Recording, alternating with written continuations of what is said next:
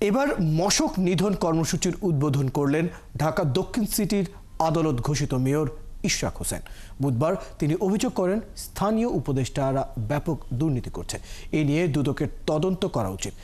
এদিনও নগর ভবনের সামনে বিক্ষোভ করেছে ইশরাকের সমর্থকরা। আরও জানাচ্ছেন সবুজ মাহমুদ।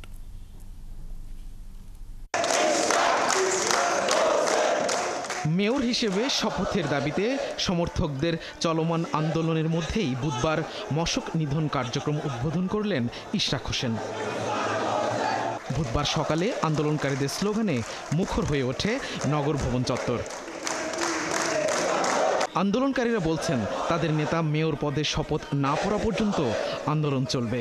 অনুরোধ করছি যেন তারা কোর্টের রায়কে বাস্তবায়ন করে জনগণের এই দুর্ভোগ থেকে সবাইকে লাঘব করুক। ইনশাল্লাহ ইশরাকের জন্য আমরা আন্দোলন করব। ইশরাককে আমরা মেয়র বানায় আমরা এই আন্দোলন শেষ করব। কিন্তু আসিফ মাহমুদ সাহেবের কালক্ষেপণের জন্য ওনার অসৎ উদ্দেশ্য প্রণোদিত হয়ে উনি আজকে শপথের জন্য প্রতিবন্ধকতা তৈরি করেছেন। বাংলাদেশের যত ইতিহাস আছে গৌরবজ্জের ইতিহাস সব কিছু আন্দোলনের মাধ্যমে হয়েছে।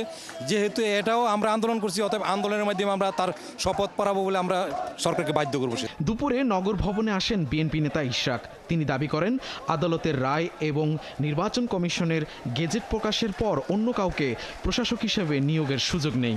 নগর ভবনে কোনো প্রশাসক আইনত বসতে পারে না।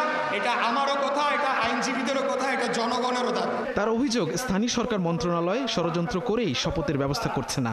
দক্ষিণ সিটির দুর্নীতিবাজ কর্মকর্তাদের বিরুদ্ধেও তদন্তের আহ্বান জানান তিনি। ব্যাপক লুটপাট সাধন করে এবং জনগণের ট্যাক্সের টাকা তারা এখানে চুরি করে তারা তাদের যে পোষ্য ব্যক্তিরা রয়েছেন তাদের মাধ্যমে সেগুলোকে লুটপাট করে তারা আর্থিকভাবে লাভবান হয়ে তারা ভালো লেগেছিল, মজা পেয়ে গিয়েছিল, যার কারণে পরবর্তীতে আমাদের আন্দোলন শুরু করার পরের দিন যখন লেজ গুটায় আসিফ পালায় গেল তখন তার ভিতরে একটা হিংসা, একটা প্রতিশোধের আগুন কাজ করছে। তিনি আরও বলেন স্থানীয় সরকার উপদেষ্টা কর্পোরেশনের ওয়ার্ড সচিবদের জন্ম, মৃত্যু ও ওয়ারিশ সনদে সই না করার নির্দেশনা দিয়েছেন। তারা আঞ্চলিক কর্মকর্তাদেরকে নির্দেশ দিয়েছে তারা যাতে জন্ম নিবন্ধন, মৃত্যু নিবন্ধন, নাগরিক সনদ এখানে যাতে সই না করে। সবুজ মাহমুদ, ৭১, ঢাকা।